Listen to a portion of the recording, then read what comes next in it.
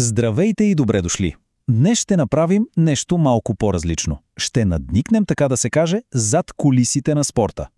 Искаме да разкрием една скрита система, която всъщност организира всяка една дисциплина, която познаваме. И тук не говорим за популярност, нито пък за пари или брой фенове. Не. Говорим за нещо много по-фундаментално, за самата същност на движението. Помислете си само, от една страна имаме чиста, сурова скорост, от друга – изящна, артистична прецизност и на трето място – брутална комбинация от издържливост и точност. На пръв поглед тези неща изглеждат сякаш са от напълно различни вселени, нямат нищо общо. Но какво ще кажете, ако се окаже, че всичките всъщност поделят една и съща скрита логика? Ето го и отговора. Разковничето се крие в самата структура на движението. Точно така.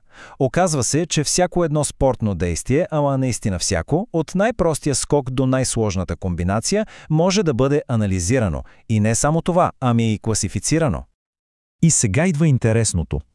Всъщност, цялото това огромно, необятно разнообразие от спортове по света може да бъде сведено до само 3 основни категории. Да, точно така, само 3. Всичко се базира именно на тази структура на движението. Хайде да видим кои са те. И така, започваме с първата и може би най-фундаментална категория. Това са така наречените моноструктурни спортове. Името, разбира се, подсказва всичко. Моно, означава едно. Тук фокуса пада изцяло върху едно единствено завършено движение. Тоест, при тези спортове действието е хомогенно. Имаме една единствена, много ясно дефинирана двигателна задача. Но, разбира се, дори в тази привидна простота се крие нюанс. Оказва се, че има два доста различни подтипа. Ключовата разлика е в повторението. Помислете си за цикличните спортове като за перфектно смазана машина. Едно и също движение се повтаря пак и пак и пак с почти механична точност. От другата страна, ацикличните са като експлозия. Едно единствено, мощно и напълно завършено действие. Ето и няколко класически примера, за да стане съвсем ясно. Говорим за бягане, плуване, колоездене, гребане, сещате се, нали? Всяко загребране с ръка във водата, всяка крачка на пистата, всяко завъртане на педала е почти идентично с предишното. Тук голямата цел е максимална ефективност чрез този постоянен, ритмичен цикъл. А сега да обърнем монетата. При ацикличните спортове картинката е точно обратната. Вдигането на щанга, скокът от трамплин, хвърлянето на копие, тук всичко се случва в един единствен, абсолютно концентриран изблик на енергия.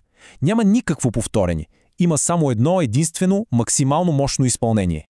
Добре, време е да преминем към следващото ниво на сложност. Втората ни категория са полиструктурните спортове. И тук името е доста показателно. Поли, разбира се, означава много. Вече не говорим за едно единствено движение, а за цяла комбинация от много и различни действия. В този случай, атлетите трябва да владеят цял арсенал от движения и, което е по-важното, да могат да ги комбинират в наистина сложни последователности. И както може би се досещате, тази категория също се разделя на два типа, които са, коренно различни един от друг.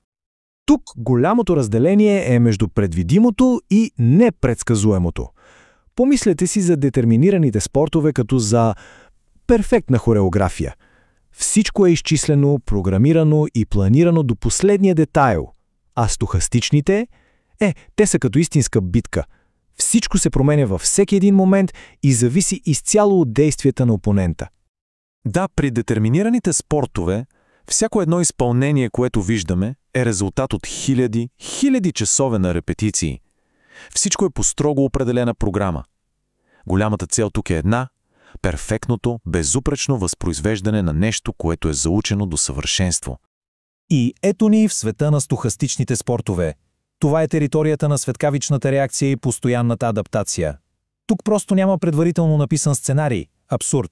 Успехът зависи изцяло от способността да анализираш и да реагираш на една непрекъснато променяща се ситуация. Буквално за части от секундата. Но тази непредсказуемост, тази постоянна игра на котка и мишка, не е запазена марка само за индивидуалните дуели. О, не! Тя достига своя абсолютен връх, когато на сцената излязат цели отбори. Точно така. Футбол, баскетбол, волейбол. Тук вече сложността нараства експоненциално. Стратегията не е просто индивидуална. Тя изисква безупречна координация между съотборници, които трябва да реагират на непредвидимите ходове на цял един противников отбор. Истински хаос под контрол. И така, неусетно стигаме до третата и последна категория. Това са комплексните спортове. Името им е съвсем буквално, те са точно това, което си мислите. Това са състезания, които са съставени от други спортове. Да, точно така. Можем да ги наречем спортове от спортове. Те взимат дисциплини от първите две категории, които току-що разгледахме, и от моноструктурните, и от полиструктурните, и ги комбинират, за да създадат едно върховно абсолютно предизвикателство към атлетите. И тук, разбира се, имаме едно фино разделение. Първо са еднородните, например десетобоя в леката атлетика. Там се съчетават различни дисциплини, да, но всички те са от едно и също семейство – леката атлетика. После идват разнородните, като триатлона, които са истински хибриди. Те комбинират на пръв поглед напълно несвързани спортове – плуване, колаздене и бягане. Ето това е универсалност. И така, след като преминахме през тези три големи категории, може би някой ще попита, добре де, и какво от това?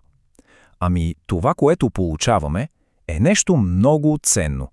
Получаваме един изцяло нов поглед, нова призма, през която да гледаме на света на спорта. Тази мисъл всъщност обобщава всичко перфектно. Така че следващия път, когато седнете да гледате някое спортно състезание, опитайте се да не виждате просто атлети, които се борят за победа. Опитайте се да видите нещо друго. Да видите изпълнението на невероятно сложни или пък на удивително ефективни двигателни структури в реално време.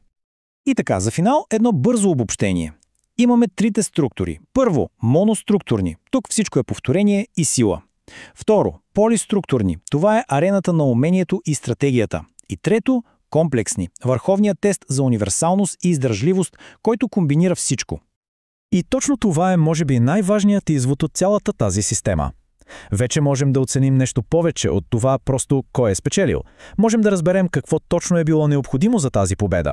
Дали това е била онази перфектна, почти механична повторяемост на цикличното движение, или пък гениалната, непредвидима тактика в една стохастична игра, или може би онази невероятна желязна универсалност в комплексните дисциплини. И за финал ще завършим с един въпрос за размисъл. Нека всеки се замисли, къде в тази система се вписва неговият любим спорт. Дали е цикличен или ацикличен, детерминиран или стохастичен, или пък е сложна комбинация от няколко неща. Този простичък анализ всъщност отваря вратата към едно съвсем ново и, надявам се, по-дълбоко разбиране на атлетизма.